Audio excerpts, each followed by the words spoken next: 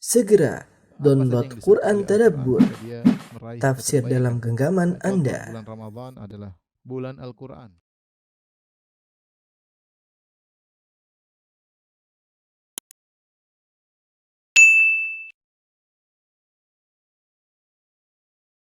Bismillahirrahmanirrahim. Assalamualaikum warahmatullahi wabarakatuh.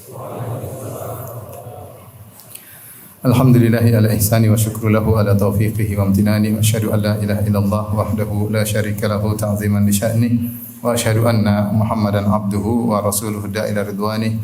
Allahumma salli alaihi wa ala alihi wa ashabihi wa ikhwani.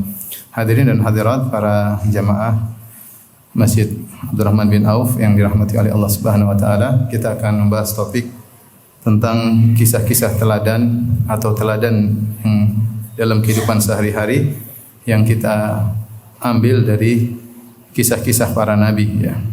Dan ini adalah pertemuan kita yang pertama ya. Bukan dari maksud dari pembahasan kita adalah menceritakan kisah mereka, tidak, tetapi kita hanya mencuplik dari kisah-kisah mereka yang ada keteladanannya. Bukan kita cerita dari awal sampai akhir sebagaimana kajian-kajian yang sudah saya sampaikan tentang kisah Nabi Adam, kisah Nabi Nuh sampai kisah Nabi Muhammad sallallahu alaihi wasallam ya.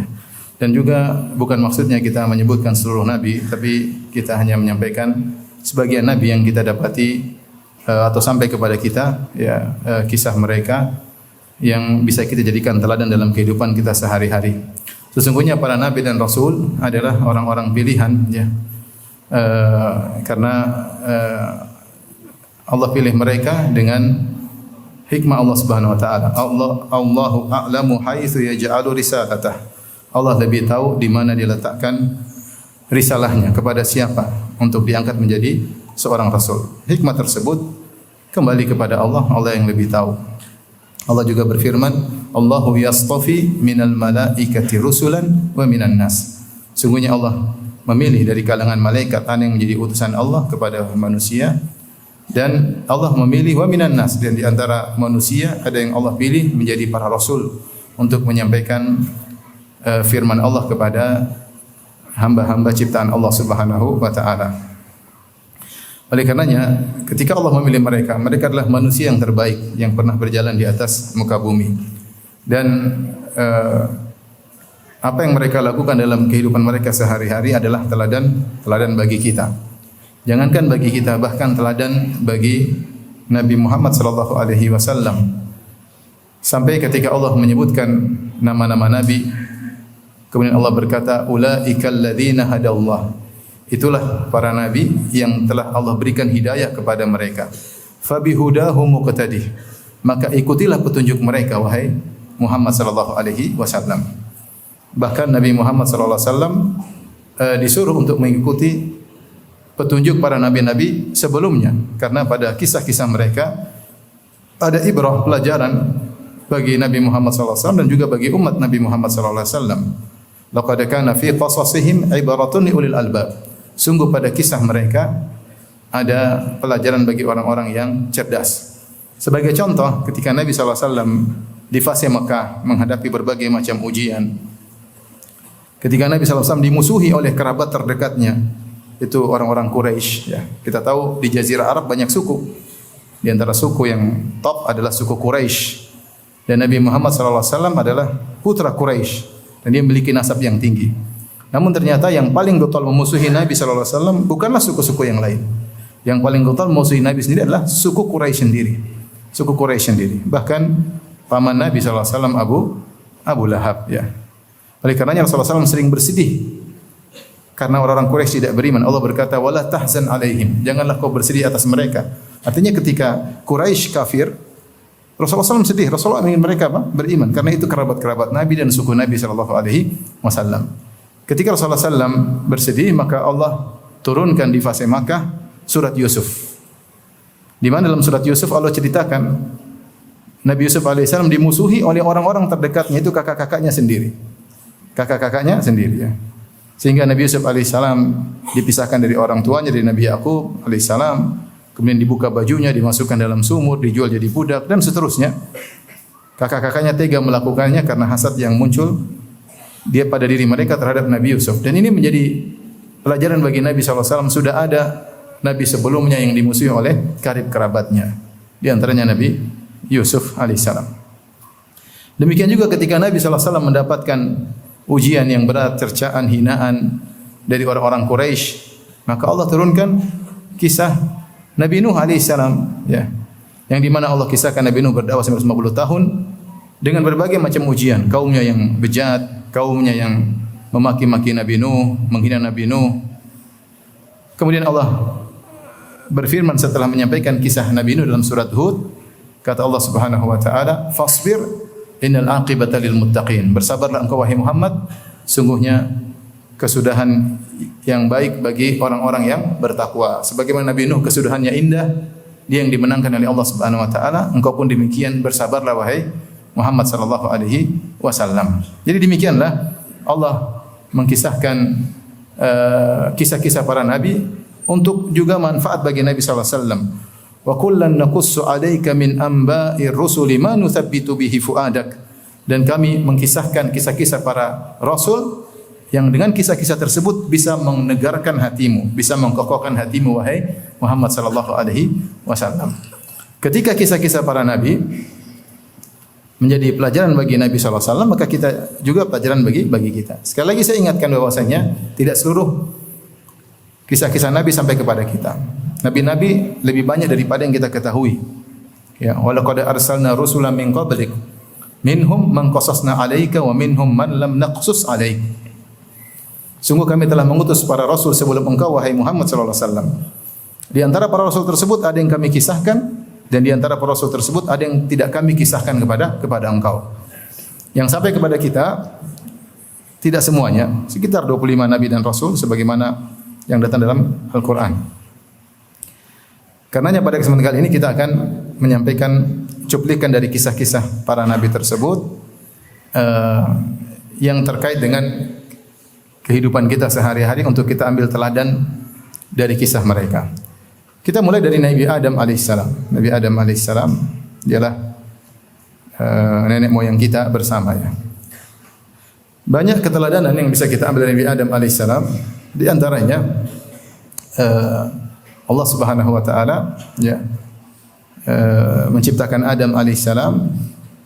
Kemudian setelah itu sebelum Adam masuk ke dalam surga, maka Allah ciptakan baginya istrinya, ya, baginya istrinya. Allah sebutkan dalam firman-Nya, "Huwallazi khalaqakum min nafsin wahidah wa ja'ala minha zawjaha liyaskuna ilaiha." Dialah Allah yang telah menciptakan kalian dari satu jiwa, yaitu Adam alaihissalam. Wa ja'ala minha zawjaha, lantas Allah menjadikan dari satu jiwa tersebut istrinya, liyaskuna ilaiha, agar Adam tenteram dengan istrinya. Ya. Artinya apa? Sebagaimana perkataan sebagian ahli tafsir, ar-rafiq qabla at-tariq. Perlu teman sebelum menempuh perjalanan.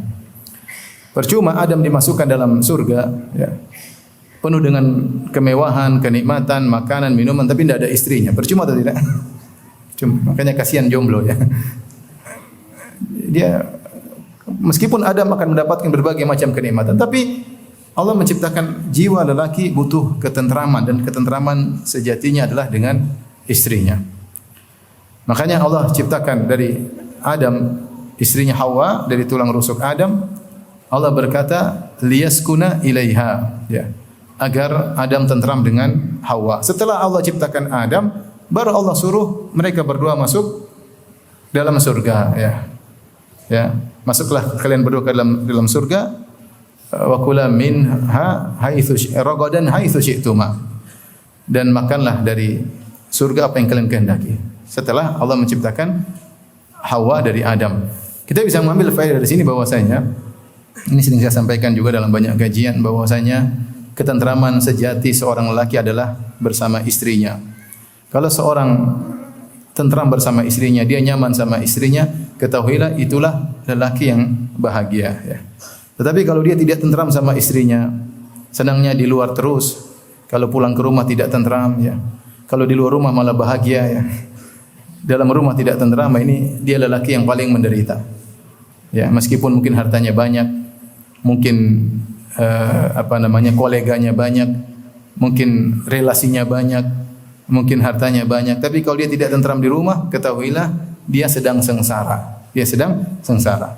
Karena kebahagiaan seorang adalah dengan istrinya. Dan itu fitrah yang Allah ciptakan kepada Adam. Allah ciptakan istrinya, kata Allah, liyaskuna ilaiha, agar Adam tentram bersama istrinya, ya. Karenanya kita dalam kehidupan rumah tangga, kita berusaha mencari sinkronisasi, yaitu kesamaan dengan istri kita. Ciptakan kegiatan-kegiatan yang kita tentram bersama istri. Jadikanlah istri kita teman ngobrol, jadikanlah istri kita teman curhat, ya. Ya, jadikanlah teman istri kita sebagai teman perjalanan kita, ya. Kalau kita safar, kita ajak dia, ya. Sehingga kita tentram dimanapun kita berada bersama istri kita. Kalau ada ketidaktentraman dalam rumah tangga, pasti ada yang tidak beres. Entah kita yang tidak beres atau istri kita yang tidak beres. Maka segera perbaiki diri, ya. Makanya lihat bagaimana Nabi SAW sebelum tidur, Rasulullah SAW ngobrol sama istrinya. Tidak lain untuk menumbuhkan kenyamanan antara dia dengan istrinya, ya. Maka di antara sunnah seorang sebelum tidur ngobrol sama istrinya. Ngobrol yang nyambung dengan istri kita, ya.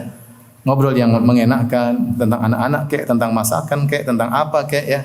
Yang kita enjoy ngobrol sama istri kita. Jadi sehingga kita betah ngobrol sama istri kita.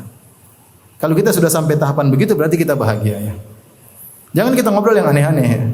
Lagi sama istri kita bilang, "Sayang, besok pemilu kamu pilih nomor 1 atau nomor 2?" Akhirnya kita ribut dengan istri kita. Nomor 1, nomor 2, nomor 1, nomor 2. Jangan bicara yang nyambung dengan istri kita. Saya juga tidak pernah pulang ke rumah ketemu istri saya kemudian saya bilang, "Sayang, hadis ini dhaif, perawinya namanya ini, statusnya didhaifkan oleh fulan, ya." Ada khilaf juga dalam hal ini. Istri saya bilang, "Mas, kamu ngapain begitu? Lagi kerasukan jin, ya." Jadi intinya enggak, kita ngobrol yang nyambung, yang nyaman, ya. Tidak semua kita omongkan sama istri kita. Tapi kita obrolkan yang nyaman, yang dia mungkin sesuai dengan nalarnya sebagai seorang istri, yang kita bisa menerima masukannya darinya, ya. Seperti itu. Barulah kita bahagia. Kalau tidak begitu, tidak bahagia. Makanya bapak-bapak sekarang tanya pada diri masing-masing, bapak-bapak. Bahagia enggak di rumah atau senang kalau di luar rumah? Jangan-jangan kalau di luar rumah bahagia. Kalau bisa lepas dari istri bahagia, ya. Ini berarti sedang sengsara. Karena mau bahagia-bahagia tetap aja pulang ke rumah. Ya, jadi masing-masing koreksi diri, ya. Jadikan istri sebagai teman ngobrol, teman diskusi, ya, teman curhat, teman safar, ya. Nabi SAW coba kalau mau bersafar bawa istrinya enggak? Bawa istrinya. Bahkan karena istrinya banyak pakai undian. Kalau antum kan enggak usah pakai undian, tinggal berangkat. Nah, ini orang lebih senang safar tanpa istri. Ada istri repot, ribut, ya, berarti belum sinkron. Ya, sesekali kita bersafar tanpa istri, tapi biasakan safar dengan istri kalau memang memungkinkan. Kecuali tidak memungkinkan, mungkin safar berat atau ada kegiatan yang begitu aktivitas tinggi, kalau istri ikut maka mungkin repot. Rasulullah SAW bahkan mau perang bawa istri. Rasulullah SAW bahkan mau perang bawa istri. Jadi istri-istri pun demikian. Kalau diajak perang, kalau diajak safar untuk perang ikut. Bukan diajak perang. Kalau diajak safar kemana, temani suami kerja, ikut. Bismillah. Ini sunnah Nabi SAW. Jadi inilah Adam sebelum masuk surga, Allah menciptakan dulu istrinya. Tadi kata para ulama, ar-rafiq qabla at-tariq, bahwasanya perlu teman sebelum menempuh perjalanan. Dengan kita sering bersama istri kita banyak manfaatnya. Kita lebih menundukkan pandangan, kita tidak lebih jelalatan, kita lebih tentram, kita tidak lihat yang haram. Karena istri kita, ya, bersama kita, ya. Kita tentram dengan istri kita. Tapi ketika seorang suami tidak menemukan ketentraman, mulailah dia bermaksiat. Mulailah dia melirik sana, melirik sini. Mulailah dia berselancar dalam alam dunia maya, melihat teman-teman masa lalunya. Kenapa? Dia tidak menemukan ketentraman dengan apa? Istrinya. Itu bisa jadi awal musibah bagi dia dan bagi apa? Istrinya. Allahul musta'an. Taib. Faedah yang kedua dari kisah Nabi Adam alaihissalam, ketika Allah Subhanahu wa taala menurunkan Nabi Adam di bumi, Allah Subhanahu wa taala berfirman, "Inna hadza aduwwun laka wa li zawjika fala yukhrijannakuma minal jannati fatashqa." Wahai Adam, sungguhnya iblis ini adalah musuhmu dan musuh bagi istrimu. Inna hadza aduwwun laka wa li zawjika. Iblis adalah musuhmu dan musuh istrimu, fala yukhrijannakuma minal jannati fatashqa. Jangan sampai iblis mengeluarkan kalian berdua dari surga menuju bumi, fatashqa, maka kau akan sengsara, kau akan sengsara. Sebagian ulama, sebagian ahli tafsir mengambil faedah dari ayat ini. Ketika Allah berkata kepada Nabi Adam alaihissalam, jangan sampai iblis mengeluarkan kalian berdua dari surga menuju bumi, Allah tidak mengatakan maka fatashqaya, maka kalian berdua sengsara. Tidak. Allah tidak menisbahkan kesengsaraan kepada Adam dan Hawa. Tetapi Allah hanya menisbahkan kesengsaraan kepada Adam. Fatashqa. Dhamir kata gantinya kembali kepada anta, bukan antuma. Fatashqa. Maka kau akan sengsara, wahai Adam. Kalau kamu turun ke bumi, kau dan istrimu turun ke bumi, kau yang sengsara, wahai Adam. Dari sini sebagian ahli tafsir mengatakan, kenapa kesengsaraan ketika Adam dan Hawa turun ke bumi hanya dinisbahkan kepada Adam alaihissalam, karena Adam lah yang bertanggung jawab untuk mencari nafkah. Dia yang harus sengsara. Istrinya tunggu di rumah, nyaman, jadi ratu di rumah, dan suaminya yang mencari nafkah untuk apa? Istrinya. Ya. Maka ini dalil bahwasanya seorang suami berusaha bekerja untuk menafkahi istrinya, menenangkan hati istrinya, memenuhi kebutuhan-kebutuhannya, dan semua itu adalah ibadah di sisi Allah Subhanahu wa taala. Sebagaimana dalam hadis kata Nabi sallallahu alaihi wasallam, dinarun anfaqtahu fi sabilillah wa dinarun anfaqtahu fi raqabah wa dinarun anfaqtahu ala miskin wa dinarun anfaqtahu ala ahlik a'dhamuha ajran alladhi anfaqtahu ala ahlik. Sekeping dinar yang kau sedekahkan, tasaddaqta bihi, sekeping dinar yang kau infakkan untuk berjihad di jalan Allah. Sekeping dinar itu kalau dikonversikan sekarang 4/4 gram emas. Lumayan ya, 4/4 gram emas. Sekeping dinar yang kau infakkan untuk jihad di fisabilillah, dan sekeping dinar yang kau infakkan untuk memerdekakan seorang budak, dan sekeping dinar yang kau infakkan untuk bersedekah kepada seorang yang miskin. Yang keempat, dan sekeping dinar yang kau infakkan untuk istrimu dan keluargamu, yang lebih besar pahalanya adalah yang kau infakkan untuk apa? Istrimu. Kenapa bisa demikian? Karena berinfak untuk anak istri hukumnya wajib. Sementara berinfak buat fisabilillah, untuk orang miskin, untuk memerdekakan budak, hukumnya sunnah. Dan amalan yang wajib lebih dicintai oleh Allah daripada yang sunnah. Dalam hadis qudsi riwayat Al-Imam Al-Bukhari, dalam hadis yang dikenal dengan hadisul wali, Allah Subhanahu wa taala berfirman, "Wa ma taqarraba ilayya 'abdi bi syai'in ahabbu ilayya mimma aftaradtuhu 'alaihi." Dan tidaklah hambaku mendekatkan dirinya kepadaku dengan suatu perkara yang lebih aku cintai, lebih aku sukai daripada apa yang aku wajibkan kepadanya. Jadi perkara yang paling dicintai oleh Allah adalah perkara wajib. Kalau kita mengetahui bahwasanya pahala 2 rakaat sebelum subuh besar, rakaatul fajri khairum minad dunya wa fiha, 2 rakaat sebelum subuh pahalanya lebih baik daripada dunia dan seisinya, maka salat subuh pahalanya lebih agung, pahalanya lebih agung. Dan ini harus kita pandai dalam skala prioritas. Yang wajib-wajib harus kita sempurnakan, baru kita iringi dengan sunnah. Jangan sampai seorang perhatian sama sunnah kemudian melalaikan yang wajib. Contoh, banyak orang ketika bayar zakat dia tidak merasa dapat pahala. Bahkan dia merasa uangnya diambil. Dia merasa seperti itu sehingga dia hitungnya ketat, berat. Tapi kalau dia mengeluarkan uang untuk orang miskin, dia merasa lapang aja. Padahal bayar zakat pahalanya lebih besar atau bersedekah kepada fakir miskin? Lebih besar bayar zakat. Zakat wajib, bahkan rukun Islam. Nah, ini harus kita. Jadi seorang bayar zakat dengan senang, dengan gembira, karena dia berkesempatan untuk melakukan sedekah wajib. Dan sedekah wajib lebih disukai daripada sedekah apa? Sunnah. Demikian juga dalam kehidupan kita sehari-hari. Kalau kita belikan sesuatu buat istri, kayaknya kita enggak merasa, artinya kurang, bukan tidak, kurang merasa dapat pahala. Tapi kalau kita sedekah buat janda, kayaknya dapat pahala. Itu masalah. Tapi kalau buat istri, apa kita tunggu istri kita jadi janda baru kita daftar? Jadi kadang-kadang salah dalam skala prioritas. Selama kita berinfak kepada anak istri kita dengan yang wajar, maka itu pahalanya paling besar. Di antara ciri-ciri ibadur rahman tidak mubazir juga, tidak boros. Ya. Kata Allah Subhanahu wa taala tentang ciri-ciri ibadur rahman, walladzina idza anfaqu lam yusrifu wa lam yaqturu wa kana baina dzalika qawama. Dan ibadur rahman adalah orang-orang yang jika mereka berinfak, mereka tidak berlebih-lebihan dan mereka tidak pelit. Namun mereka di antara keduanya. Liyunfik dzu sa'atin min sa'atihi. Wa man qadara 'alaihi rizquhu falyunfik bima atahu Allah. Hendaknya seorang diberi kelapangan, dia berinfak dengan kelapangannya. dan siapa yang sempit hartanya ya semampunya dia. Artinya kalau antum punya harta yang lapang jangan pelit-pelit sama istri. Jangan sampai antum gombrot, istri antum kurus. Wah ini masalah. Berarti istri antum tidak dikasih apa? Makan ya. Jangan sampai antum necis, istri antum bajunya kasihan. Orang lihat kasihan, disangka orang miskin ya. Oleh karenanya jangan pelit untuk menafkahi anak istri. Tapi tidak boleh berlebih-lebihan karena berlebih-lebihan akan mengantarkan mereka pada kehidupan glamor, kehidupan mewah sehingga akhirnya lupa dengan akhirat, sibuk dengan glamornya kehidupan dunia. Jadi ketika Allah mengatakan fatashqa, jangan sampai kalian berdua turun dari surga menuju bumi maka kau akan sengsara wahai Adam, menunjukkan bahwasanya seorang lelaki berusaha tidak mensengsarakan istrinya. Dia yang sengsara. Dia berusaha bekerja keras untuk menafkahi istrinya dan dia sadar bahwasanya pekerjaannya semua bernilai pahala di sisi Allah Subhanahu wa taala.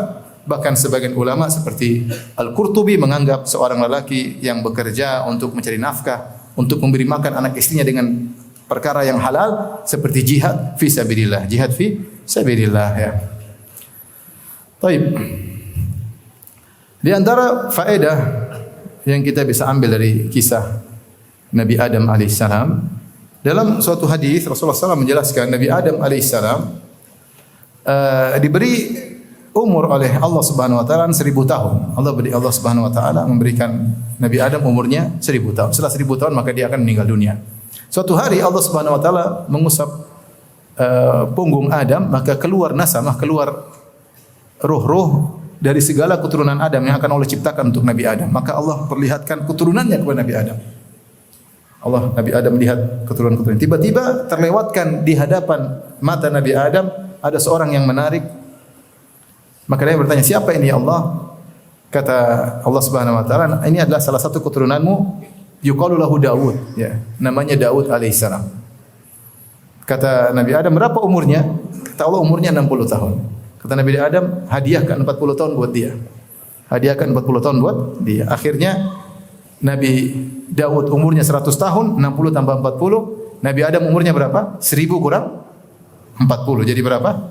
960. Ketika umur Nabi Adam 960, mungkin setelah ratusan tahun kemudian datang malaikat maut, ya, ingin mencabut nyawa Nabi Adam. Kata Nabi Adam, belum waktunya, masih 40 tahun lagi. Adam lupa alaihissalam. Kata Nabi SAW, nasiya Adam fa nasiyat dzurriyyatuhu. Adam lupa, demikian juga keturunannya juga pelupa ya. Kita baru setahun aja udah lupa, apalagi ratusan tahun. Padahal Nabi Adam ratusan tahun yang lalu pernah menghadiahkan 40 tahun umurnya kepada siapa? Kepada siapa? Nabi Daud alaihissalam. Kita ini pelupa. Saya sering ketemu orang dan saya lupa. Tadi aja di bandara saya ketemu orang. Ustaz, enggak kenal saya, Ustaz. Aduh, dia buka masker. Masih ingat enggak, Ustaz? Aduh. Saya bilang, aduh enggak, aduh, mohon maaf saya enggak gitu. Ustaz dia dulu yang gini, aduh saya juga. Terus dia akhirnya kasih uzur. Ya Ustaz sih memang banyak ketemu orang. Ya, saya bilang begitu, kalau saya ketemu orang memang saya suka lupa. Kecuali orang tersebut ajak saya makan ke restoran, biasanya saya ingat. Itu pun kalau makanannya enak. Kalau enggak enak kadang-kadang saya lupa. Tersebutlah suatu hari saya di hotel sini, di hotel Hamba Rukmah. Saya di situ sama keluarga. Tiba-tiba saya duduk di lobi, ada seorang datang dari kejauhan. Ustaz, assalamualaikum. Aduh, Ustaz, mana? Orang ini sangat sekali sama saya. Saya juga ingat, tapi siapa saya lupa ya. Ustaz, tahu kan masih ingat saya, Ustaz? Iya, saya sim-sim aja kan. Ustaz, kita makan bareng waktu itu. Oh, kok makan bareng kok saya nggak ingat itu, saya pikir. Waktu itu Ustaz traktir kita. Itu masalahnya. Bukan kamu yang bayarin. Jadi saya lupa. Kalau saya yang bayarin, kalau kamu yang bayarin biasanya saya manusiawi. Jadi mau saya Nabi Adam lupa dan keturunan juga lupa, apalagi ratusan tahun. Tapi bukan itu yang jadi perhatian kita. Perhatian kita Nabi Adam perhatian terhadap keturunannya. Ikhwan, kita hidup, kita harus optimal dalam kehidupan kita untuk mencari pahala sebanyak-banyaknya ya. Maka perhatikanlah anak-anak kita, ya. Didik mereka dengan sebaik-baiknya, sehingga kalau mereka beramal soleh, insya Allah kita juga mendapatkan apa? Dampaknya, karena kita yang didik mereka. Dan kalau bisa tidak terbatas pada anak kita saja, bahkan cucu kita, kalau kita masih hidup ketemu cucu kita, didik cucu kita. Saya ketemu seorang ikhwan, dia bilang, Ustaz, dia curhat tentang anaknya. Karena dia baru dapat hidayah belakangan, sementara anaknya sudah terlanjur punya pola hidup sendiri, dan dia sulit untuk mendidik anaknya. Tapi anak tersebut punya anak, sehingga dia punya cucu dari anaknya tersebut. Saya bilang, perhatikan cucu itu. Cucu itu juga binnya kembali kepada kamu, bin anakmu dan bin kamu. Jadi kalau kamu perhatikan dia dan dia menjadi orang soleh, kamu juga dapat apa? Pahalanya, ya. Jadi jangan lupa kalau kita berdoa buat kita, buat anak kita, dan berdoa kepada zuriyah kita. Kita tidak tahu nanti di antara zuriat kita ada yang menjadi orang-orang soleh yang kemudian bermanfaat bagi kita di kemudian hari, di akhirat kelak, karena kesolehan dia. Di antara sebabnya adalah kita, karena kita yang didik dia, atau kita didik bapaknya mendidik anaknya, kemudian didik lagi anaknya lagi, dan bisa jadi kita masih punya andil dari kesolehan anak kita tersebut. Maka kita harus, maksud saya, berpikir mengoptimalkan kemampuan kita. Di antara cara optimal agar kita dapat pahala yang banyak dalam mendidik anak-anak kita, dan kalau perlu mendidik apa, cucu-cucu kita. Ya. Antum perhatian sama cucu-cucu juga, karena binnya lari kepada antum juga, ya. Jadi kalau cucu antum jadi anak soleh, antum dapat pahala enggak? Dapat. Makanya ketika para ulama membahas tentang firman Allah dalam surat Al-Baqarah, wa 'alal mauludi lahu rizquhunna wa kiswatuhunna bil ma'ruf. Dan bagi orang yang dilahirkan untuknya, maksudnya bapak dari si anak, dan wajib bagi orang yang dilahirkan untuknya sang anak, maksudnya bapaknya, untuk menanggung biaya persusuan, yaitu biaya wanita yang menyusui anaknya, istrinya atau mantan istrinya. Tapi Allah menyebut bapaknya dengan al-mauludu lahu, yaitu yang dilahirkan untuknya. Jadi anak ini untuk kamu. Anak itu dilahirkan untuk kamu, tidak dinisbahkan kepada ibu, ya, dinisbahkan kepada kamu. Al-mauludu lahu, yang dilahirkan untuknya, maksudnya adalah bapaknya. Ketika para ulama membahas kalimat ini, wa 'alal mauludi lahu, dan bagi yang dilahirkan untuknya, kata para ulama termasuk yang di atasnya, yaitu kakeknya. Karena cucu adalah juga anak apa? Anak kita. Bukankah Nabi SAW ketika memegang Hasan radhiyallahu anhu, beliau berkata, inna bni hada, putraku ini. Nabi tidak mengatakan cucuku ini. Rasulullah mengatakan apa? Sungguhnya inna bni hada sayyidun, sungguhnya cucuku ini adalah pemimpin. Sayuslihullahu bihi baina fi'ataini 'azimataini minal muslimin. Dengan sebab dia Allah akan mendamaikan dua kelompok besar dari kaum muslimin, dan Allah kabulkan ternyata dengan sebab Al-Hasan bin Ali bin Abi Thalib radhiyallahu taala anhuma, maka Allah mendamaikan kubu Muawiyah dengan kubu Ali bin Abi Thalib radhiyallahu taala anhum dengan suatu, maka dikenal tahun tersebut dengan Amul Jamaah, yaitu tahun persatuan. Tapi intinya maksud saya, antum perhatian sama anak-anak, mendidik itu diantara kita bisa optimal, sehingga anak kita kalau beramal soleh, pahalanya lari kepada kita. Kalau dia beramal buruk, kita tidak tanggung jawab, karena kita tidak pernah mengajarkan keburukan tersebut. Kalau dia beramal buruk, tidak kita ajarkan, kita tidak kena batunya. Tapi kalau dia melakukan kebaikan atas motivasi kita, maka semuanya pahala mengalir kepada kita. Ya. Lihat bagaimana Adam perhatian terhadap anaknya Daud alaihissalam. Selanjutnya, di antara faedah yang bisa kita ambil dari kisah Nabi Adam, bagaimana Adam alaihissalam dimuliakan oleh Allah dengan ilmu. Kata Allah, wa 'allama Adam al-asma'a kullaha, thumma 'aradahum 'alal malaikati faqala anbi'uni bi asma'i haula'i in kuntum shadiqin. Maka Allah ajarkan kepada Nabi Adam seluruh nama-nama. Kemudian thumma 'aradahum 'alal malaikati, kemudian Allah tampilkan benda-benda tersebut kepada para malaikat. Faqala anbi'uni bi asma'i haula, wahai malaikat, kabarkanlah kepadaku tentang nama-nama benda-benda tersebut. Malaikat mengatakan, la ilma lana illa ma 'allamtana. Kami tidak punya ilmu kecuali yang kau ajarkan kepada kami. Allah berkata, ya Adam, ambi'hum bi asma'ihim. Wahai Adam, kabarkanlah, tunjukkanlah ilmumu kepada para malaikat. Akhirnya Adam jelaskan. Ya. Di antara sebab itu, maka Allah mengatakan, Wa idz qulna lil malaikati isjudu li Adam fasajadu illa iblis. Maka ketika nampaklah kemuliaan Adam, dia punya ilmu yang tidak dimiliki oleh malaikat, tidak dimiliki oleh iblis, maka Allah menyuruh malaikat dan iblis sujud kepada siapa? Adam. Jadi ilmu adalah suatu yang sangat bernilai di sisi Allah Subhanahu wa taala. Dan di antara sebab ilmu inilah Allah memerintahkan malaikat dan iblis untuk sujud, yaitu sujud penghormatan kepada Adam alaihi salam. Makanya walaqad ataina Dawud wa Sulaimana ilma faqala alhamdulillahilladzi faddalana ala katsir min ibadihil mu'minin. Kata Allah, sungguh kami telah berikan kepada Nabi Daud dan Nabi Sulaiman ilmu. Allah sebutkan banyak kenikmatan yang Allah berikan kepada Nabi Daud dan Nabi Sulaiman. Banyak sekali. Mereka raja. Nabi sekaligus raja. Tapi Allah khususkan, Allah mengatakan sungguh kami telah berikan kepada Daud dan Sulaiman ilmu. Kemudian apa perkataan mereka berdua? Faqala alhamdulillahilladzi faddalana. Segala puji bagi Allah yang telah mengunggulkan kami dari kebanyakan orang-orang yang beriman. Allah mengunggulkan Nabi Daud dan Nabi Sulaiman alaihi salam dengan apa? Dengan ilmu. Yarfa'illahu alladhina amanu minkum wa amilus solihat yarfa'illahu alladhina amanu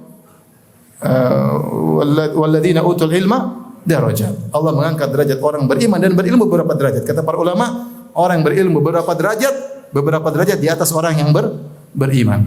Fadlul alim alal abid ka fadlil qamari ala sairil kawakib. Keutamaan seorang ahli ilmu dibandingkan ahli ibadah seperti keutamaan rembulan dibandingkan seluruh bintang-bintang. Rembulan cuma satu, bintang-bintang mungkin ribuan. Tapi masih lebih afdal satu rembulan ini daripada ribuan bintang-bintang yang cahayanya untuk kepentingan mereka sendiri berbeda dengan rembulan yang cahayanya untuk banyak orang. Jadi Allah memuliakan Nabi Adam alaihissalam dengan ilmu, dan dengan sebab ilmulah itulah Allah menyuruh malaikat untuk sujud kepada Nabi Adam. Maka kita jangan sepelekan ilmu. Namun bukan ini yang mau saya sampaikan. Yang ingin saya sampaikan, ketika malaikat sujud kepada Adam alaihissalam dan iblis tidak mau sujud kepada Adam. Adam tidak sombong. Adam tidak sombong. Tidak sombong setelah diberi ilmu. Bahkan tidak sombong ketika malaikat suruh sujud kepada Adam. Ketika malaikat suruh sujud, malaikat sujud atau tidak? Sujud, tapi Adam tidak mentang-mentang. Nah, kan saya berilmu kan? Nah, tidak mentang-mentang. Dan ketika iblis tidak mau sujud, Adam juga tidak ribut sama dia. Ya sudah, enggak sujud, enggak ada masalah. Allah yang tegur iblis, kenapa kau tidak mau sujud kepada Adam? Adam cuek aja. Enggak ada masalah. Ya. Bahkan begitu baiknya Adam, tidak ada hasad sama sekali. Sampai iblis ketika goda dia husnudzon. Harusnya kata ini yang penjahat yang tidak mau sujud sama saya. Harusnya kan, tapi Adam cuek aja, dia nothing tulus kata orang.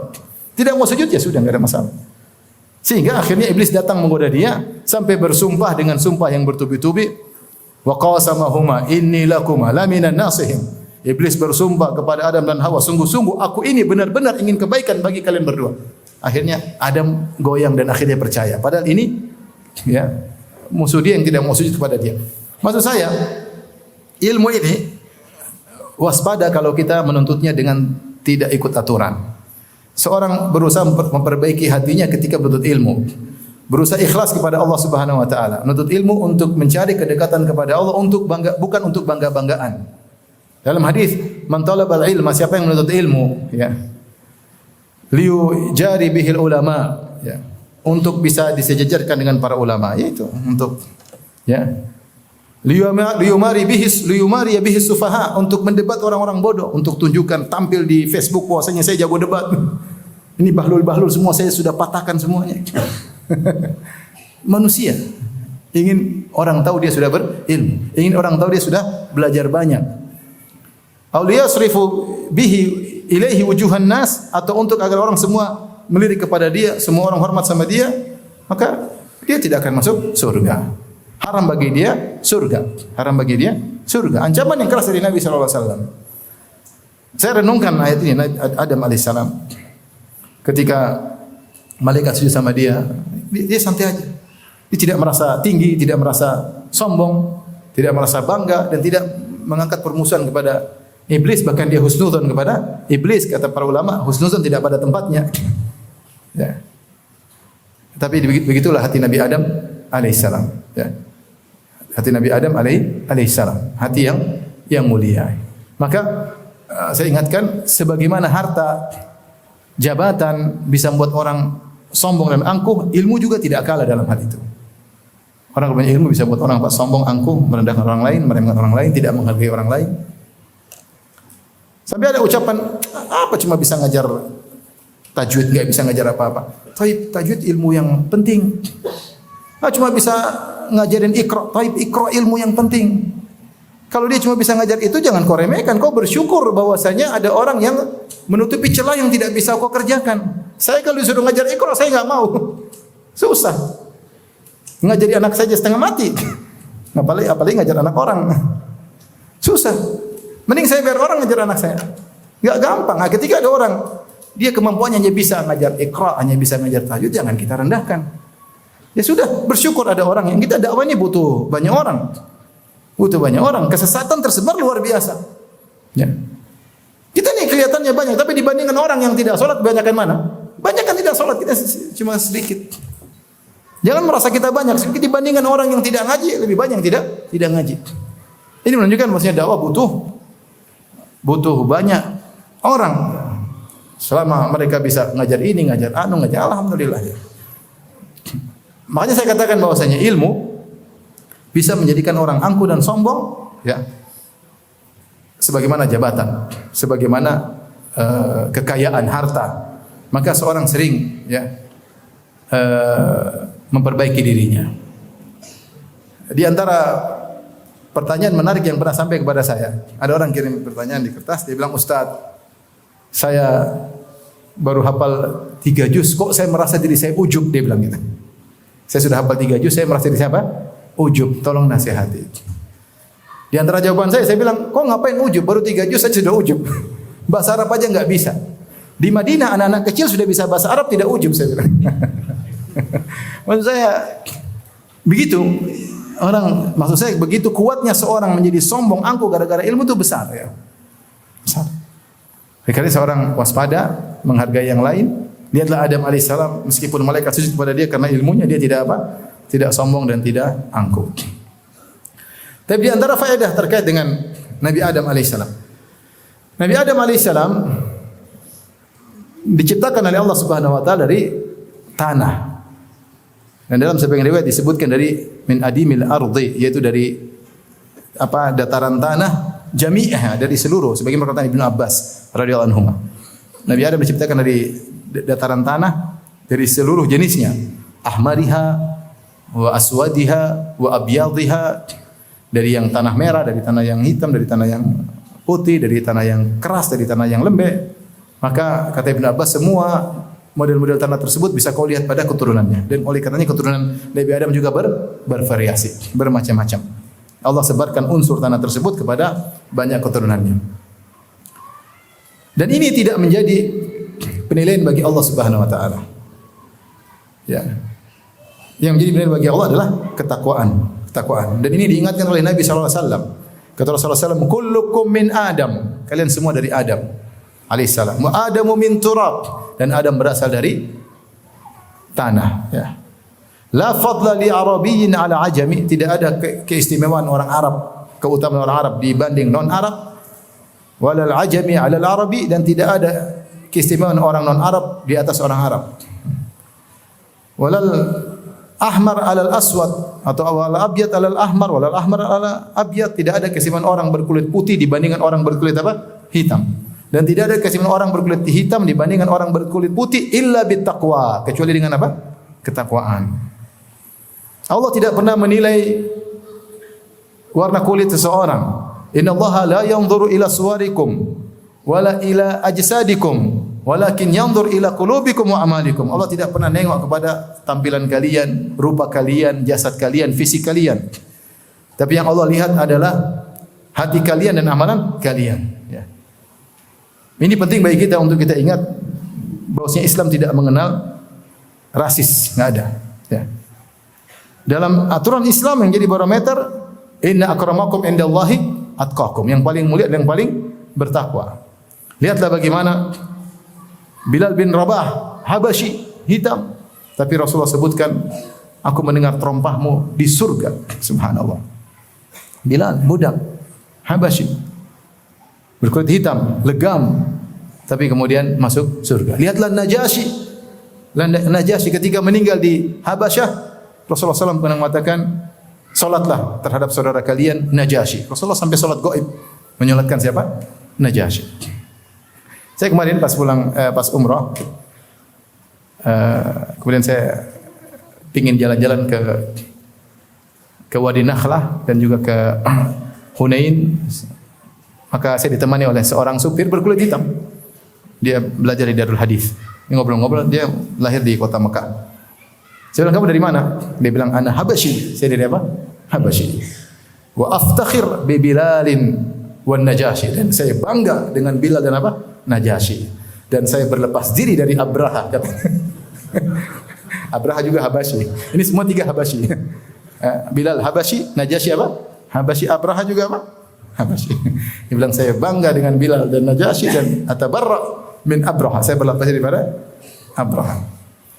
Nah, kita ini sering menjadikan penilaian manusiawi dari penampilan, dari tampannya orang itu, dari cantiknya orang itu, dari warna kulit orang tersebut, dari harta orang tersebut, ya. Kita tidak menilai dari ketakwaan. Barometer kita bukan barometer Allah Subhanahu wa taala. Barometer kita bukan barometer Nabi sallallahu alaihi wasallam. Barometer Nabi yang paling mulia, yang paling apa? Bertakwa. Kita enggak manusiawi, ketemu orang kaya kita hormati, ketemu orang miskin kita cuekin. Kita cuekin, apalagi dalam kehidupan yang materialistis zaman sekarang. Padahal penilaian Allah bukan pada materi, tapi Allah menilai pada ketakwaan. Saya sampai bilang, lihat kota yang paling dicintai oleh Allah apa?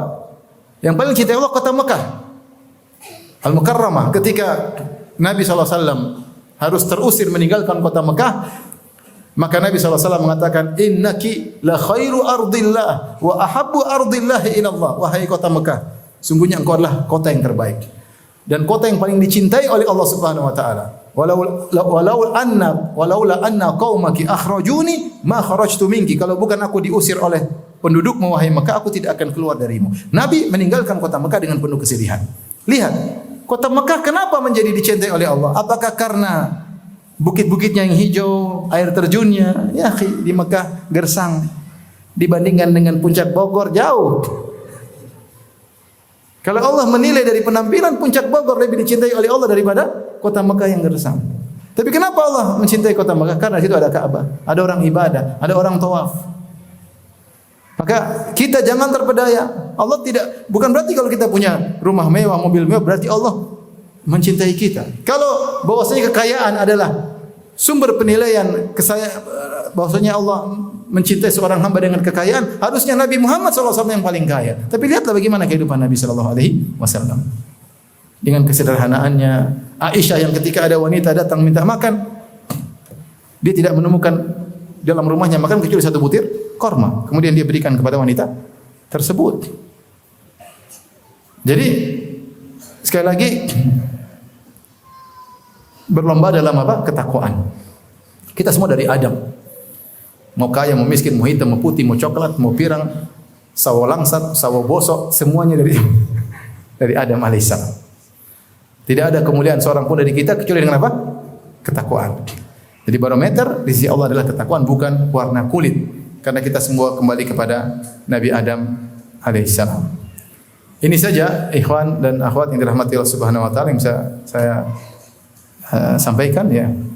Dan saya sekali ingatkan terutama kepada antum laki-laki dan terutama ibu-ibu, jangan sampai sombong dengan harta yang dia miliki, dengan tas yang dia miliki, dengan baju mewah yang dia miliki. Dia merasa dirinya menjadi hebat di hadapan yang lain karena kemewahan yang dia miliki. Ternyata dia menjadi paling hina di sisi Allah karena kesombongan yang ada dalam hatinya.